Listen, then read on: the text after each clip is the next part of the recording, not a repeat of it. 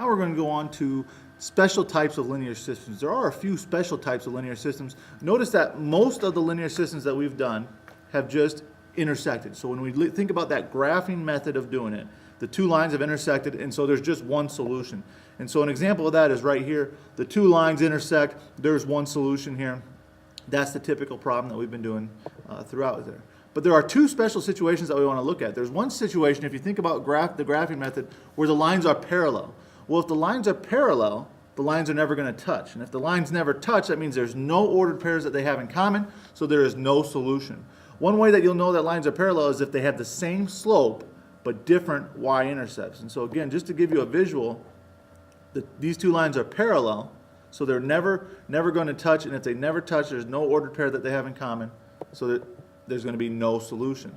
The other one is if the lines are actually right on top of each other. This is similar to a situation where you have fractions like 2 over 4 and 4 over 8. Yes, they look different initially, but when you actually look at them, they end up being the exact same thing. It's the same thing with equations here. You might have two different equations, and when you actually go to graph them, they land right on top of each other. Well, if they land right on top of each other like that, then every solution for one of them works for the other one, so there's an infinite number of solutions to that problem. And so what you'll find is there's actually three possibilities when we have a system of equations.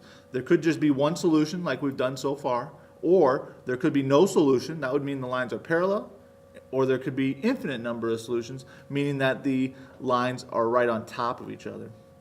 Let's look at some problems and see how we would tell this algebraically. And so graphically, it's very easy. Graphically, if you see two lines that are parallel, you know it's going to be no solution. If you see two lines right on top of each other, then you know it's going to be infinite number of solutions.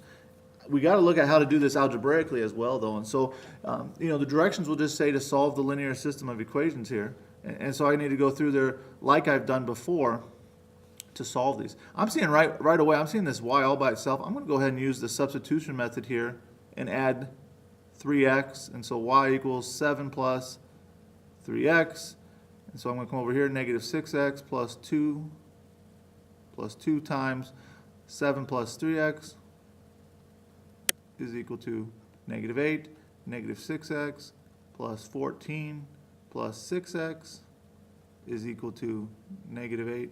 Now look at this, I've done my work right. 2 times 4 is 14, 2 times 3x is 6x, but look what happens when I go to combine my x's. Negative 6x plus 6x. That cancels out to be 0, and the important part is not that it cancels out to be 0. The important part is that when it cancels out to be 0, I get 14 on one side equals negative 8 over here.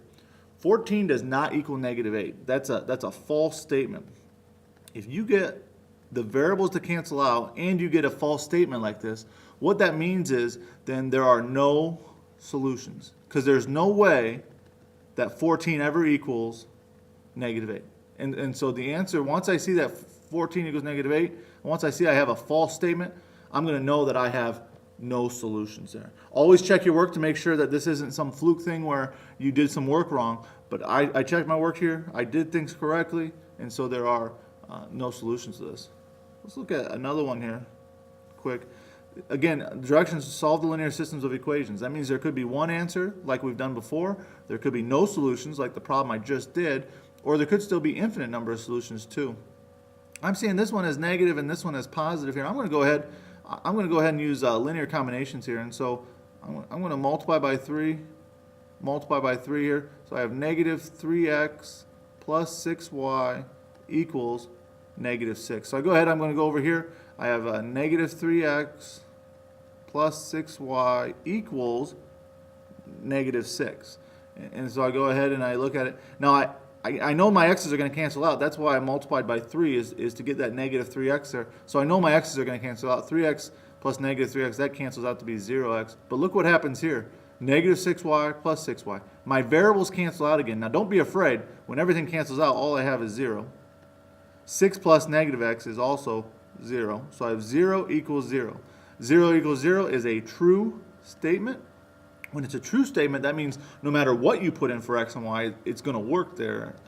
If it works for one, it'll work for the other. And so this is the one that will have infinite solutions. So the big key for today is make sure you can evaluate it once the variables cancel out. So if the variables don't cancel out, you'll be able to solve, it'll have one solution.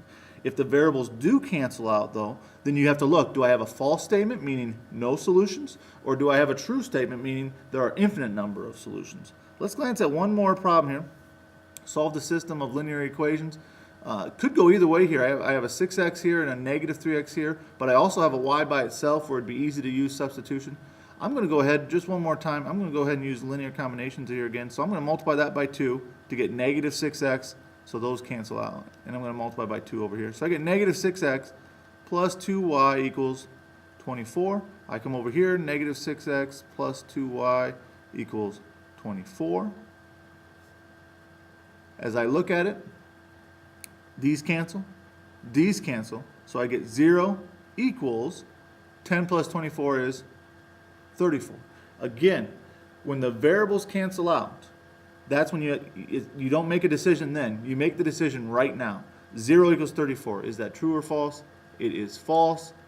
Since it is false, I know that there are no solutions. So make sure you know how to evaluate the problem. Remember that as you go through there, if you get a situation where nothing cancels out, you get x equals 5 or something like that, then there's going to be one solution. If you get to a situation where the variables cancel out and there's a false statement, that means there's no solution. And if you get to a situation where you get a true statement, the variables cancel out and you get a true statement, then that's when there are infinitely many solutions.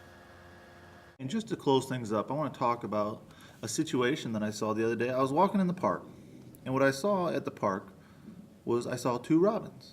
And the 2 robins were just hanging out, just lying on the ground, lying in the sun, having a good time. And I know what you're probably thinking right now. You're thinking to yourself, those don't look like robins. Well,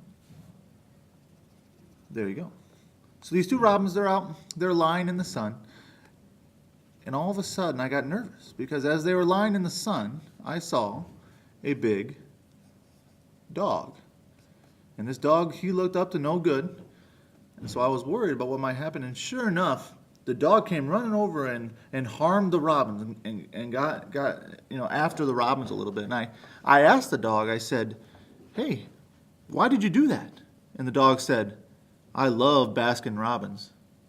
Guys, eat some bacon, have a good night, and we'll see you at school.